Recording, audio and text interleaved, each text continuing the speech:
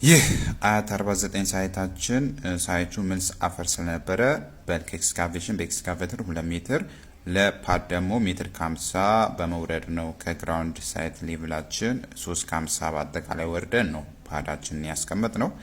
እንደዚሁም 6 ኮለመኖችን ኤጅ ላይ ስለነበረ የተጠቀምነው ስትራይፕ ቢም 2 አያይዘን ነው ፓድ ላይ የተጠቀምነው።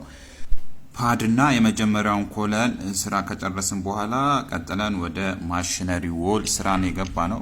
እንግዲህ ማሽነሪ ዎል ስራ የሚገርማችሁ ነገር ፓድ ከተቀመጠበት ዲብዝ ማለት ነው 40 ሳንቲ ወረድ ብለን ትራንች ኤክስካቬሽን በማካሄድ ግንባታውን የጀመርነው። ይህ ማሽነሪ ዎል 60 ሳንቲ ቲክነስ ያለው ሲሆን ተገንብቶ ሲያልቅ 390 ማለት ነው።